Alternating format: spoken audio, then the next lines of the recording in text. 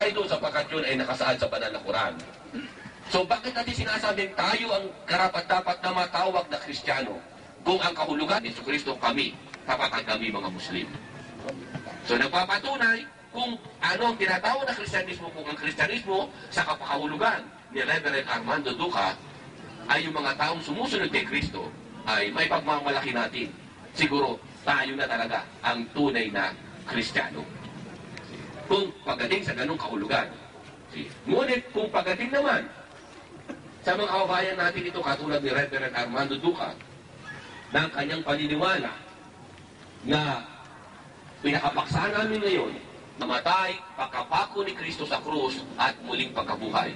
Dahil alam ko na ang ipapaliwanag sa atin ni Reverend Armando Duca na kung walang pagkapako sa krus, walang pagkabuhos ng dugo sa Kalbaryo si Kristo, walang kaligtasan ang Kristiyano. So napakasensitibo ng paksain namin sa hapong ito. Sensitibo sapagkat pag napatunayan niya sa aming napagkasunduan, ina-announce ko rin sa inyo mga kapatid na ito na si Kristo ay naipako, namatay ng 3 araw at muling nabuhay ako sa iyong reliyon. Alam ni Armando Duca yan. Yan ay mga witness. Ang dami naming witness, sinabi ko yan. Pag napatunayan niya ang kanyang paniniwalang ito, sapagkat bakit? Biriin mo, 1.3 billion Muslim sa buong mundo, wasak ang kanilang paniniwala. Bakit?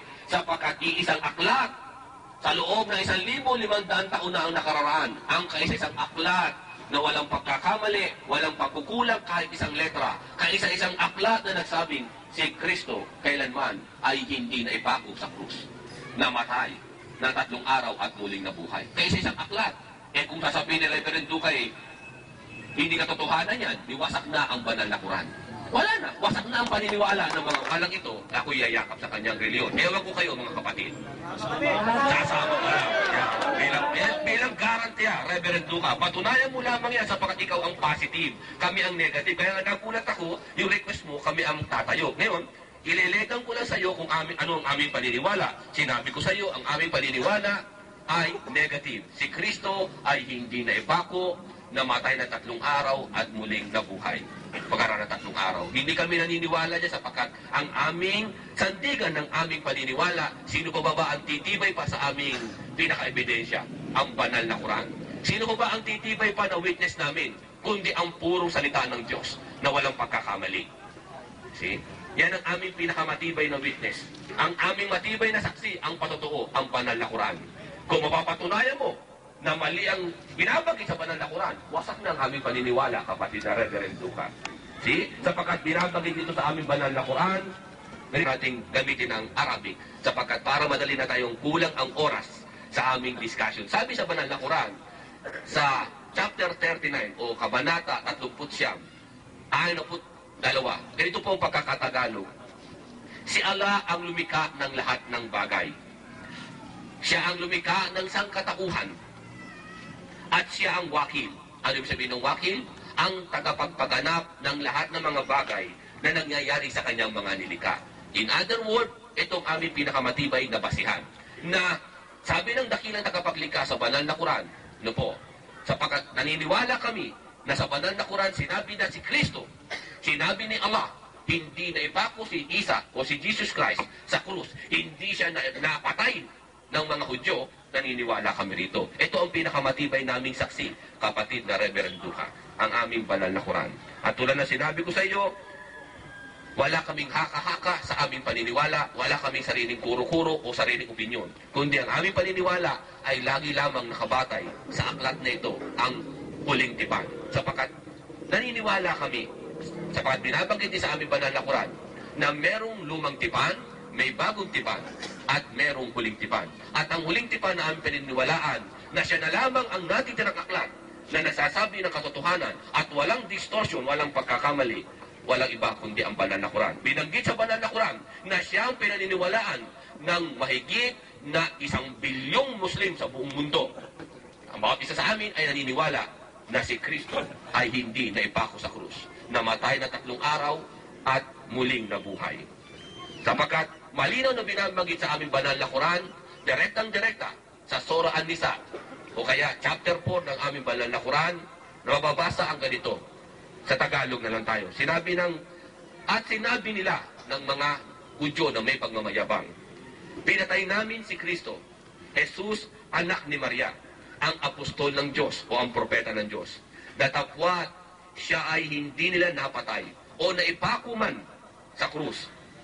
Ngunit sa kanilang haka-haka ay lumalabas na ipako nila si Kristo sa krus. Nagkakasalungatan ang kanilang pagkaunawa at puno ng pagkalito. At walang nakakaalam sa mga naganap.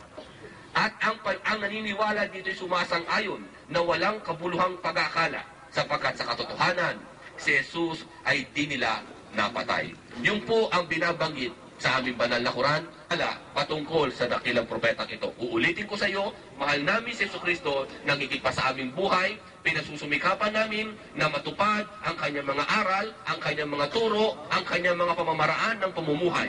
Ay pagsusumikap ang aming ginagawa upang sa ganon, sapagkat naniniwala kami, si Jesucristo ay isa sa mga halimbawa na dapat naming tularan. Sapagkat siya ay propeta ng Diyos, ang kanyang mga aral ay mula sa Diyos. At kung paano sinabi sa aming banal na Quran, na mahalin namin ang lahat ng mga propeta na pantay-pantay, ganun namin nire-respeto.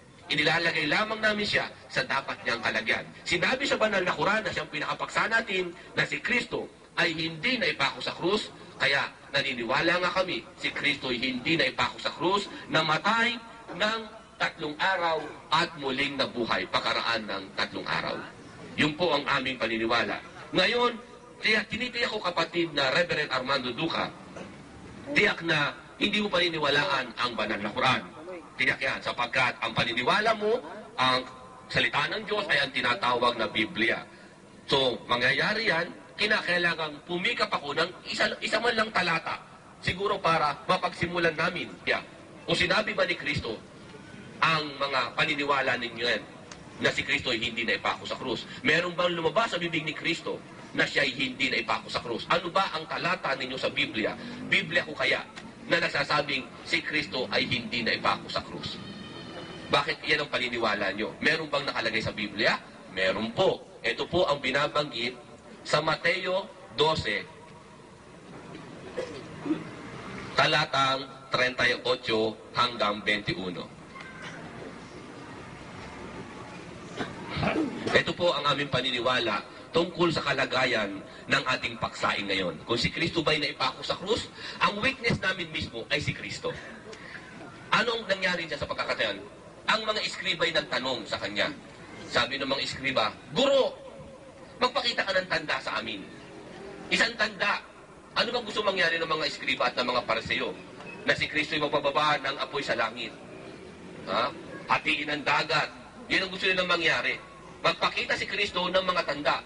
Hindi ba sapat yung mga tanda na ipinakita ni Kristo na siya bumuhay ng patay, nagpagaling ng mga may sakit, pinadilat ang mga bulag?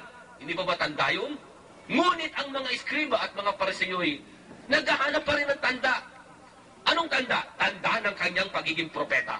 Ibig sabihin, ano ibig sabihin ng propeta? Propeta na kapanguhula. He can prophesy. Yung mangyayari sa kanyang sarili o kaya mangyayari sa hinaharap o paparating na future. Yun po ang ibig sabihin ng propeta. Yun ang hinihinging tanda ng mga eskriba. Sinabi ni Kristo ang kasagutan sa tanong ng mga eskribang yan. At yan nga po ay matatagpuan natin sa Mateo 12, talatang 38 hanggang 41. Ito po ang tanda na sinabi ni Kristo. Datapwat siya'y sumagot at sinabi sa kanila, isang lahing masama at mapangalunya. At hindi siya bibigyan ng anumang tanda, kundi ng tanda ng propeta Jonas. Sapagkat, sabi ni Kristo, si Kristo pala sa salita dito, kung paanong si Jonas ay napasatyan ng balyena ng 3 araw at 3 gabi, ay gayon ding mapapasa ilalim ng lupa ng 3 araw at 3 gabi ang anak ng tao. Yan po, hanggang 40 po yan. So yan po ang aming pinaniniwalaan. Ang sabi ni Kristo, isa sa kanyang mga tanda ng kanyang ganap na pagiging propeta ng Diyos, ang sabi niya, nangihingi yung mga paresyo sa kanya, yung mga Saduceo sa kanya, anong tanda ang maaari may pagkaloob mo sa amin bilang tanda ng iyong pagiging propeta? Ang sabi ni Kristo ay ganito, hinulaan niya ang magaganap sa kanya.